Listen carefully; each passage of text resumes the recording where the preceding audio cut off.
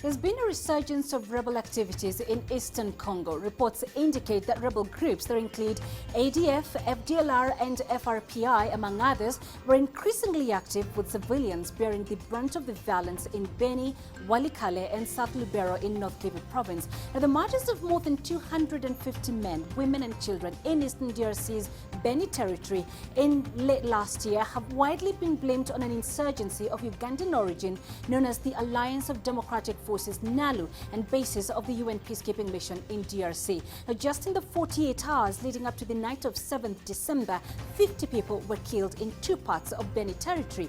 Those attacks have led more than 88,000 people to flee their homes, according to a statement released on 9th December by the humanitarian coordinator in the DRC.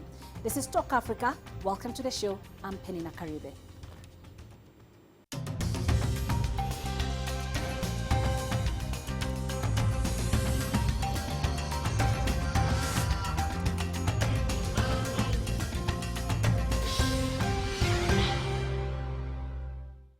Welcome back to Talk Africa. Today in studio to discuss this conflict in Eastern DRC is Yolande Buka, a researcher with the Conflict Prevention and Risk Analysis. Thank you, Yolande, for joining us. And we also have here in studios as well THIERRY VIRCOULON. He's the project director at the Central Africa International Crisis Group. THIERRY, thank you also for joining us today. Let me begin with you. Hundreds of people killed. We're talking about men, women and children. About 88,000 at the very least displaced in Beni, and this took place in episodes between October and December. What is the situation as of now? Well, as far as I know, there haven't been some new attacks since the end of last year in Beni, but the threat hasn't been neutralized, and I think the perpetrators of those many attacks haven't really been clearly identified. Most recently, there's been actually action against another armed group in South Kivu called the FNL, action by the Congolese Army and the UN forces. Right. Yolande, let me come to you because primarily these killings have been blamed on a group they're calling ADF-NALU.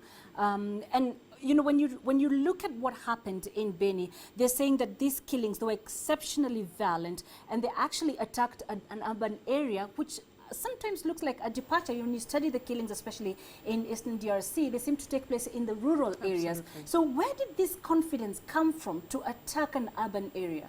That's a very good question. I think in order to be able to understand that, you may need to look at what's going on in Uganda, possibly. The dynamics in the eastern region of Congo are very complex, and you're really getting a sense that things are shifting. It's not only for ADF, for instance, if indeed it is a group that is guilty of those crimes, but also for groups like the FDLR, for groups like the FNL. I think there's a sense that things are changing, not only in terms of the dynamics among the groups, but also in terms of the international response. I think the reason why they're being so bold, maybe that they're looking either for attention or there's a need for resources to sustain their continued actions in the region. Right. So THIERRY, coming to you then, are we seeing perhaps a new strategy with rebel groups in Eastern DRC where they perhaps want to draw attention more and more? Is this what we are seeing? Well, I don't really think so. I think basically the ADF were a very quiet armed groups on the border of Congo and Uganda till last year offensive by the Congolese army to chase them away from their stronghold. When it comes to the FDLR, they haven't been very active last year. And as you know, there was an ultimatum for their disarmament that expired at the beginning of, on the 2nd of January this year. So I would say the international response still has to happen because now the ultimatum is over, and there's a lot of speculation about the fact that there will be or not a robust military action against the FDLR. So this is for the moment still uncertain. Well, it's good that you brought up the issue of the military intervention, because I know there was a joint operation, MONUSCO and the National Army, the FARDC, especially targeting this group, the ADF-NALU and also FDLR. When you look at these operations, you wouldn't really, Yolande, call them successful. I mean, given what we are seeing on the ground, why did they not succeed? I think there was following the defeat of M23, there was a sense that the MONUSCO and the Congolese army would be able to be successful in every other operation after that. Right. I think it's important to understand the difference between groups in terms of their strategy, in terms of their mobilization, and where they hide in Eastern Congo. Right. M23 had very set station of command that were easy to target, and conventional warfare was quite useful. When you have groups like the FDLR or ADF that are more integrated in the community in which they live, it's a lot more challenging to find them, identify them, and then target them with conventional warfare without having a large number of civilian casualties. Right. So you have to use restraint, and being able to identify where large groups of them are is a little bit more challenging. All right. And this is quite an interesting bit, because you know, we were getting reports, THIERRY coming to you, we were getting reports that the military was infiltrated. The civil society on the ground was talking about the military being involved in racketeering, selling uniforms to these rebels. So the question is, what is it that makes the army, the FARDC, so susceptible to these advances, so to call them, from the rebels? Well, I mean, the FARDC, as you know, is an army made of rebels. At the beginning of this century, after the peace agreement, there was an integration of a lot of militiamen and their commanders within the Congolese army. That was part of the peace agreement. So the result is that the Congolese army is not very cohesive, first.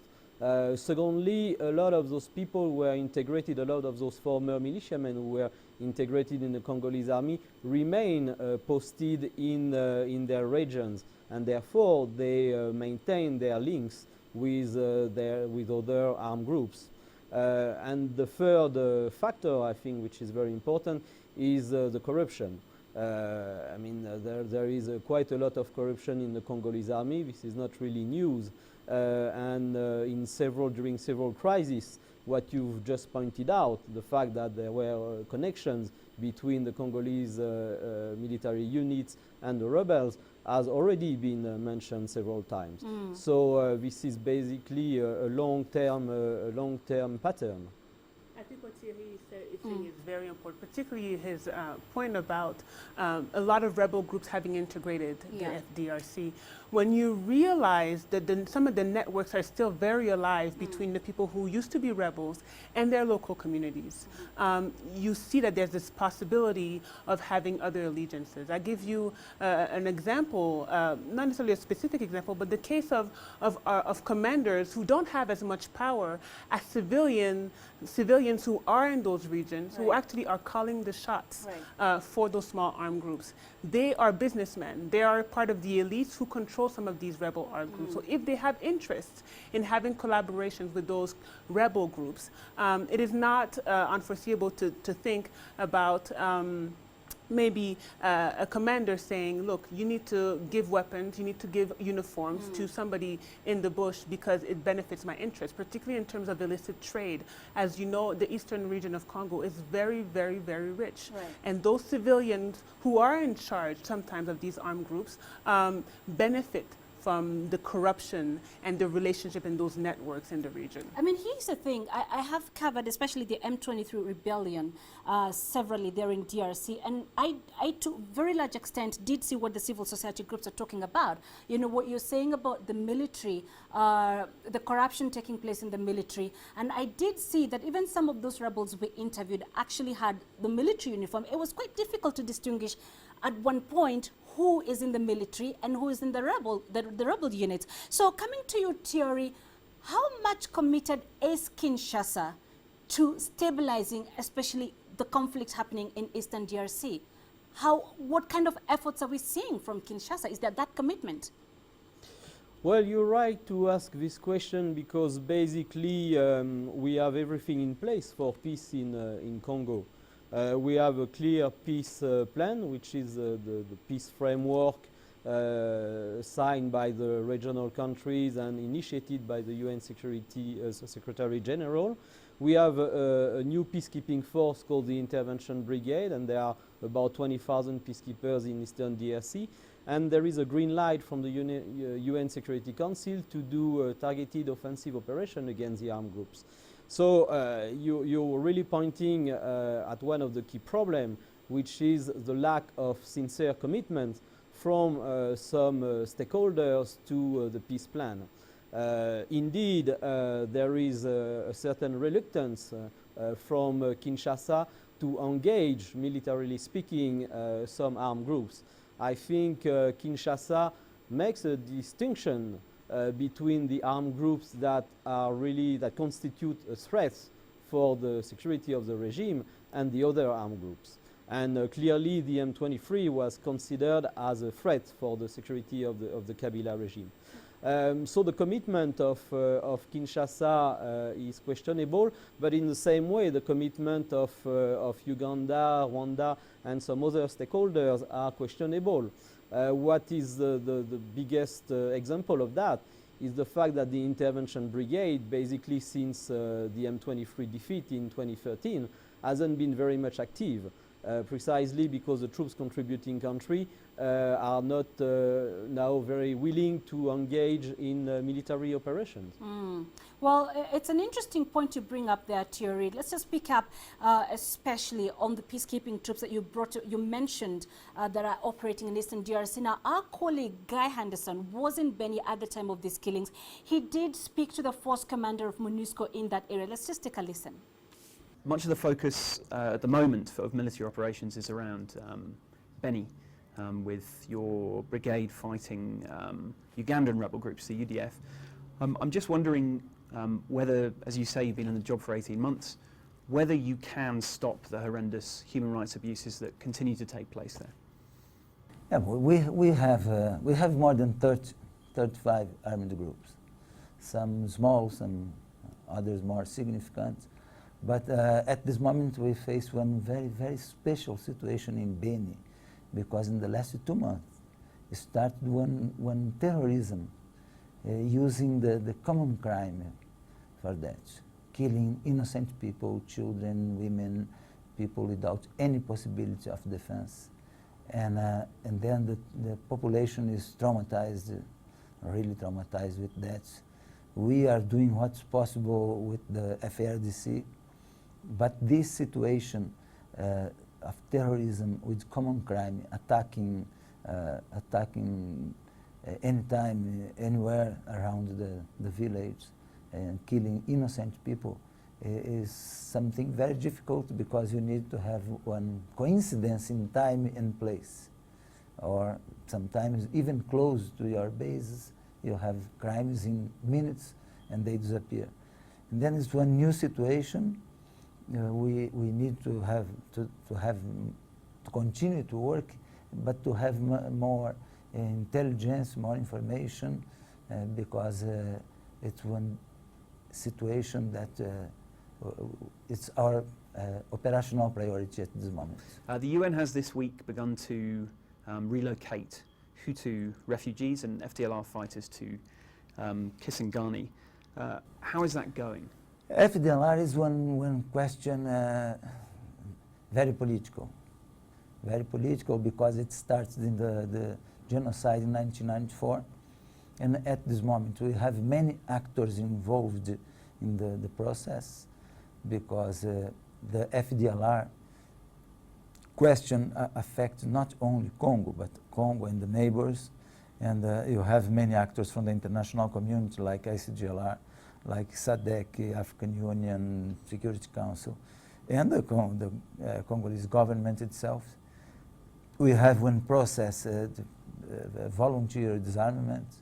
This process is not going in the dynamics desirable, but anyway is moving a little.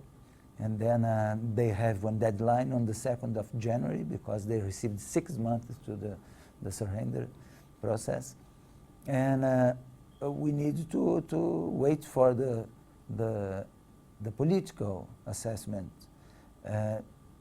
At the same time, we need to build our military operations if we are required by the political decision.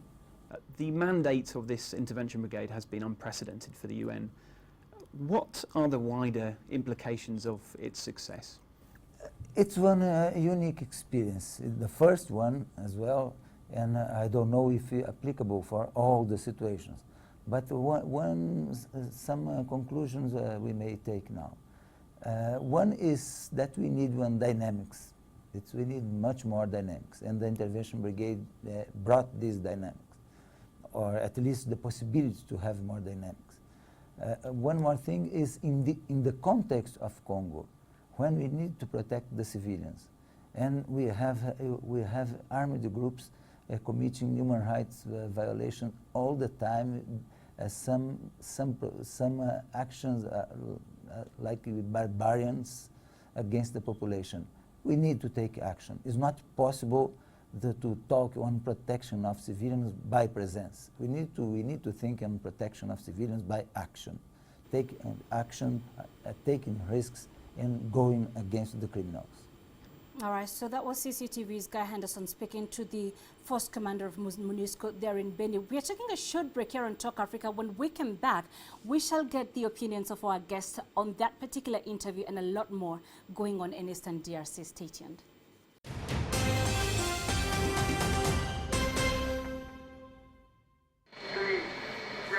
It has been 3 years since our first bulletin. And from that standing start, we've taken you across Africa and beyond. We've provided a voice for all Africans. My dream for Africa is a good education for all. A platform for its people. Come to Africa, make money, and help us develop our countries. No one else takes you closer to the stories the world is talking about, or provides the images that will stay with you forever. This is an achievement that has won recognition from global leaders. 中央电视台非洲分台，他们奉行的理念是用非洲人的角度来看非洲，用非洲人的理念来解释非洲。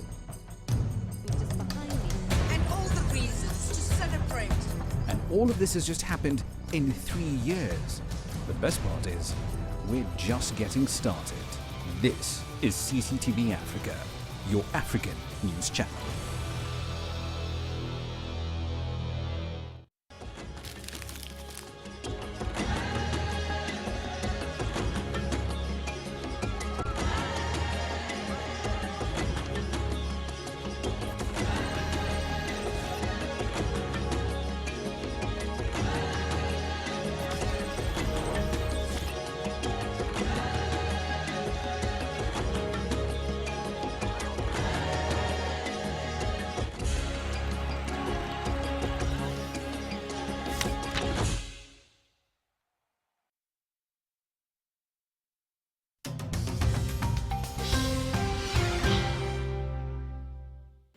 Welcome back to Talk Africa. Now, a while back, I visited Eastern DRC. I took a boat ride across Lake Kivu from Goma in North Kivu to Bukavu in South Kivu, and the scenery was just breathtaking. Now, these are some of the pictures the cameraman captured of the lake.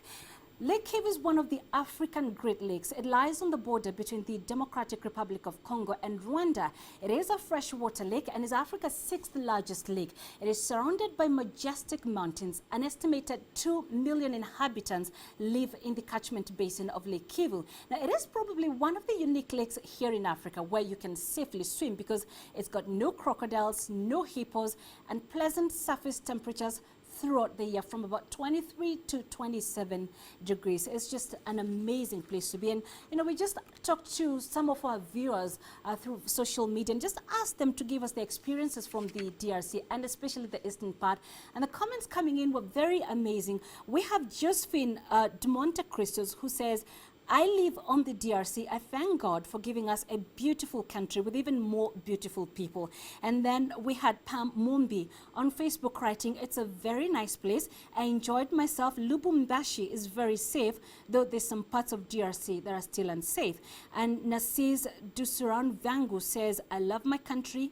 DRC is very beautiful. I mean, I just couldn't agree more. Here in studio, we still have Yolande Buka, researcher with the Conflict Prevention and Risk Analysis. We still also have THIERRY VIRCOULON. He's the project director, Central African International Crisis Group. When you look at that beauty and talk about the beauty of DRC and juxtapose that with the conflict that goes on, the pain and anguish that the people have to endure for all these years. I mean, it's almost unimaginable that this could be going on. We listened to the Force Commander of MONUSCO, Yolande, and I think what I picked from him in the very beginning was the challenges that they encounter, you know. And just before we get to those challenges, I just want to first ask you, when you look at the killings that took place in Beni late last year, they took place in positions or close proximity to positions held by the military and UN bases. So was this, first of all, an indictment of MONUSCO and the military, the Congolese military? I think it's difficult to understand from an outsider's perspective how the killings could take place so close to their bases of command, and no action was taken in order to stop the killing. That brings me to question, yes, they have a very broad mandate, as was said in the interview, but to what extent do they actually have the power and the authority to react immediately in time when such crimes take place? And to me, this is one of the problems with the United Nations. There's often this discussion on the ground back to New York with various levels of command that makes it difficult to immediately respond when the population needs it. Right. THIERRY, you know, listening to that conversation with the MONUSCO Force Commander, he did talk about some of the challenges. One of them specifically saying is intelligence, lack of information. I mean, but the question is, MONUSCO has been in Eastern DRC for quite a long time. So why are they still struggling with some of these challenges? Well, I think the Force Commander outlined two essential elements. The first one, indeed, is that the armed groups are more a police problem than a military problem.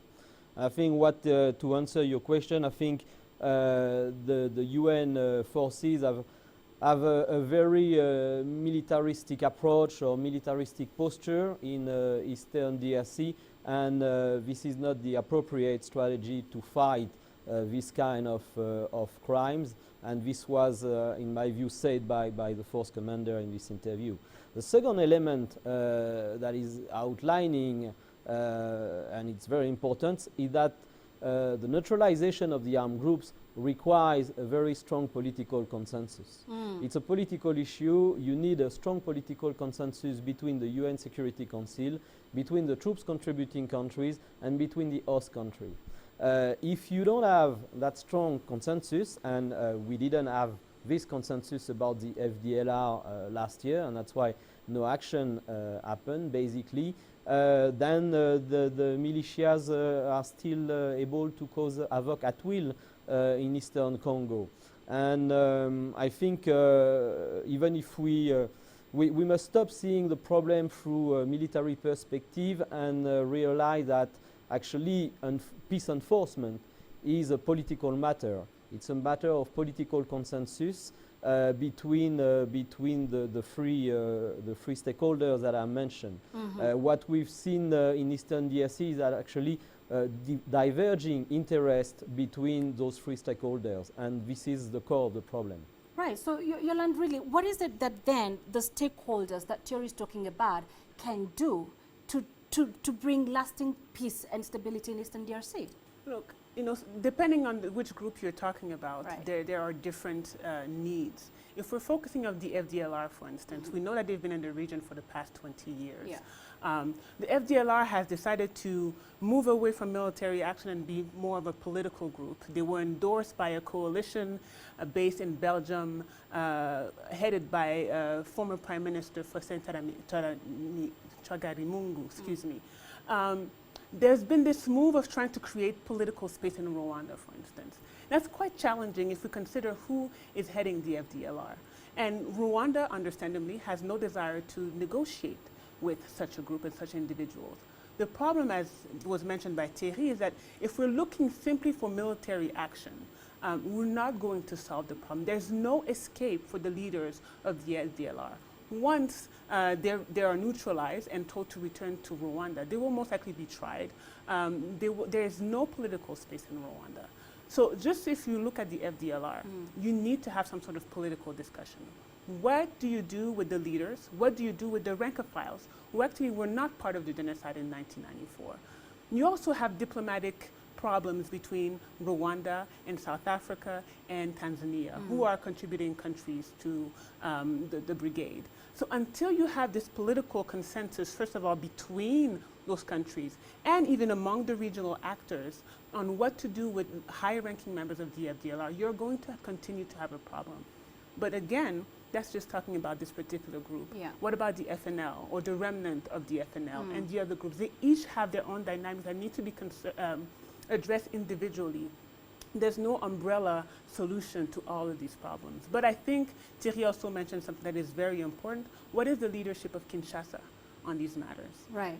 Kinshasa has neglected the East and continues to do so until now. Okay, so THIERRY, coming to you, Yolande says there's no umbrella solution to this conflict, and obviously Kinshasa has a very pivotal role to play. So then, as we wrap up this discussion, from where you sit, what do you think needs to be done, and how can it be done to finally stabilize this part of the country? Well, there's going to be a summit in Luanda mid-January to discuss the situation of the FDLR. But I think this can be actually generalized to the Eastern Congo and the armed groups.